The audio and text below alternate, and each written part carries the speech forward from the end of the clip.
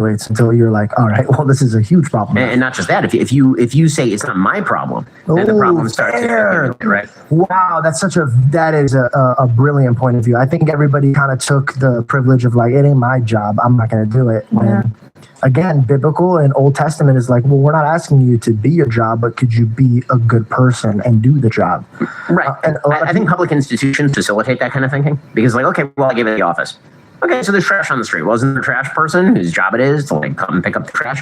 And yeah, there is. You did pay that, but also this is your community, it's where you live. And so it should be pretty important to you that if there's trash on the streets, if you see something in there, the trash missed it, probably you should pick it up and just toss it in the trash.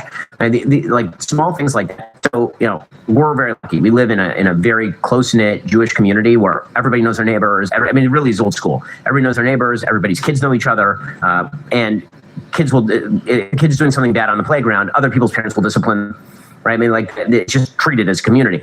That is the way that things ought to be in the United States. And I think that has fallen away. And again, I think the only way, I don't think that can be built top down. I think one of the mistakes you sometimes see on the right is, okay, we'll legislate that top down. We'll grab control of the government, and then we will ram morality down, top down, fix all the problems.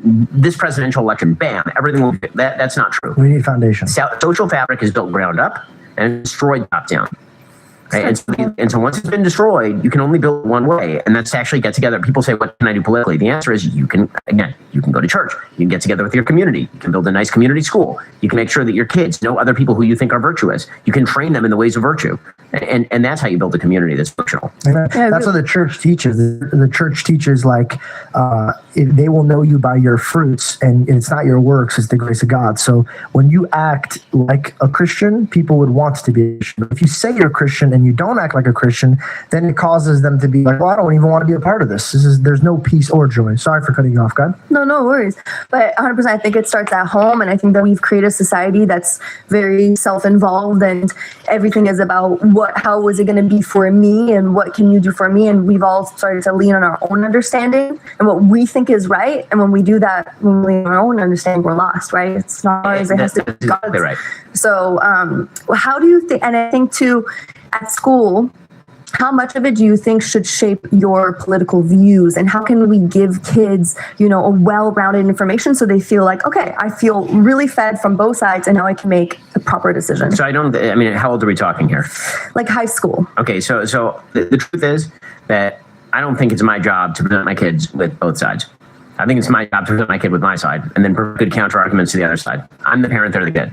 And so they'll get to a point where they'll make their own decisions because that's the natural way of life. You start not thinking like your parents, you start asking questions. That's fine. But I can only shape their values for a certain period in their life, and I'm not interested in shaping their values to be to basically treat social values in life as a smorgasbord of options. That's not my job. My job is to inculcate the values that I think are correct about the universe into my child. Now, that involves me answering difficult questions for my kids all the time, which is why I try to be an informed person who actually has good answers that satisfy me. And I try to give, I think, complex and adult answers to even my kids, even very young, right? So the other day, my 10-year-old, we're talking about the Warsaw Ghetto Uprising. So my father and I wrote a musical about the Warsaw Ghetto Uprising that's going up actually in Israel in Hebrew in November. And so she was asking, so why does God allow bad things to happen to good people? Right? The big question.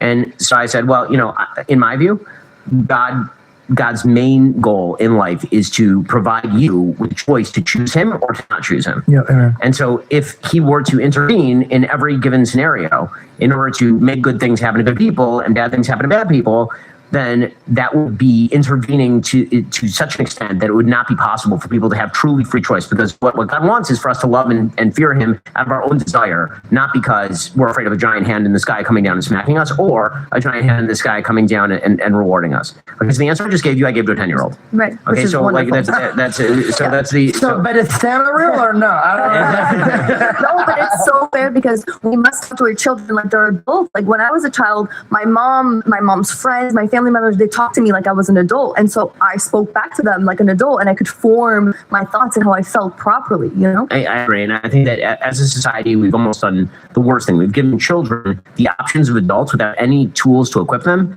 And then we treat adults like children with no responsibility for their own action. Right. So you can't treat children like adults and adults like children. You should treat everybody like an adult, not in terms of responsibility, but in terms of the information that the good answers that are provided. And also, again, I do not feel a moral obligation to tell my kids all of the things that I think are